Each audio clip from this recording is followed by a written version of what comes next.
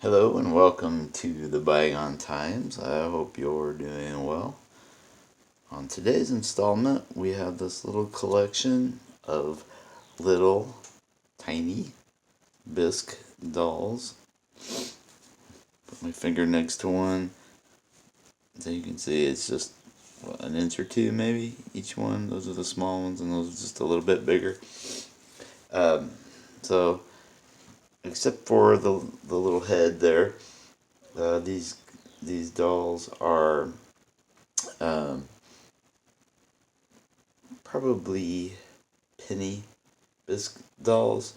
These were sold in the early 1900s, maybe even the late 1800s, for a penny, as the name indicates. Sometimes they were just sold at five and dime stores as novelty toys. Sometimes they were actually included when kids or adults, I guess, would buy candy. That would be kind of a premium, a throw in. They were most often made in Germany or Japan. And these little girls here that are painted and the little boy that's holding the boat definitely have kind of a German Dutch motif to them. The doll head up here is probably was intended to be part of a china doll with likely a cloth or composition body.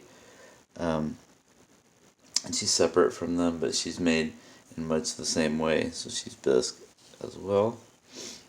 And actually, somebody has put a clasp on there, a pin, so they probably have worn this on a dress or something, but that's not likely the way she started life, and she would have had maybe a cloth head sewn on the back there to kind of make her part of the doll body. Um, we can look at these individually. So here's one of the girls. She's holding a little bouquet of flowers there.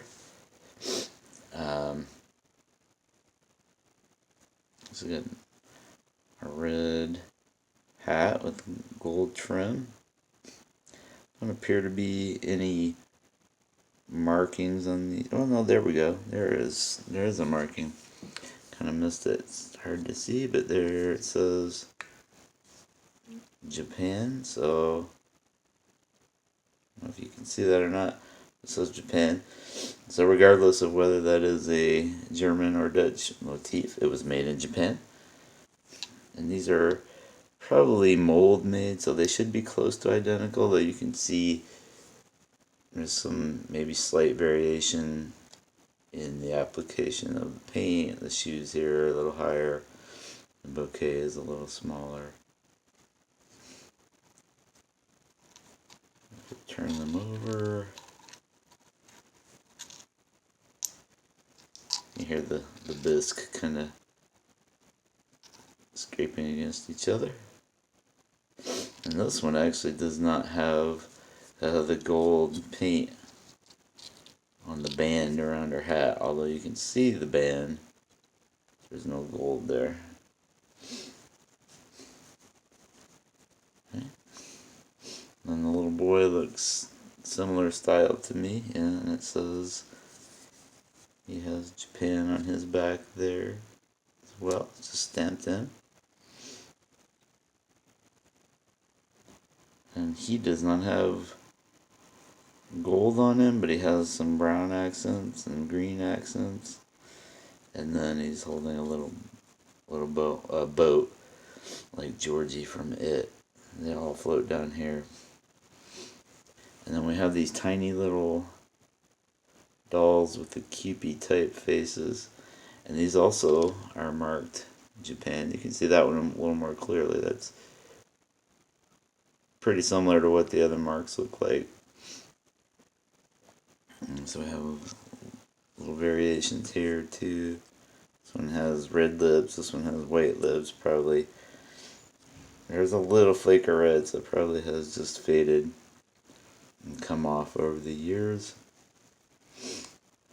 And here's some more differences. So here we have the golden hair, kind of like the others, and this one has silver hair. I don't see too many silver haired children or babies, cupies.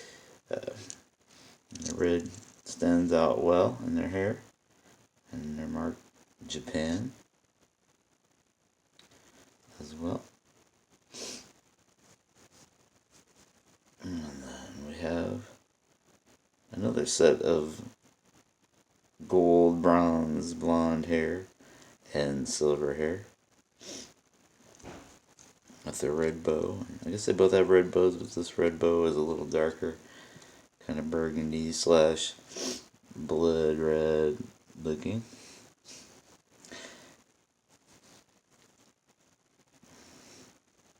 So you can just imagine little girls, maybe even little boys, clamoring after these when their parents take them to the store with them, or maybe when they drop in after school and have a penny burning a hole in their pockets. These look in pretty good shape, so maybe we had a kid who was a collector, or maybe an adult who bought these as an adult and was a collector and decided to put them away. Maybe someone who used them in crafts or something, and they're not busted up, and they're not, even the paint is not too chipped up, and some of it is pretty bright. It's possible that some of it has been restored a little bit. You can see some, some is brighter than others, and this guy has a little strip of cloth here, which is interesting. I didn't notice that before. But overall, they're in really good shape. These are, somewhat popular amongst collectors and doll collectors. Value is not extremely high, maybe $5 each, or maybe a little more for some of them. And you could buy them as a collection, I'm sure, or you buy collections of them. Not necessarily this exact configuration of dolls. You could probably get a discount. So how many do we have here? 1, 2, 3, 4, 5. Yeah, I wouldn't be surprised if you could get 10 of them for less than $50 on eBay or in an antique shop or something. But anyway, there is a little snapshot of what toys and novelties were like for some children, at least, in the bygone times of the late 1800s and early 1900s with our tiny little Bisque dolls. Thanks a lot.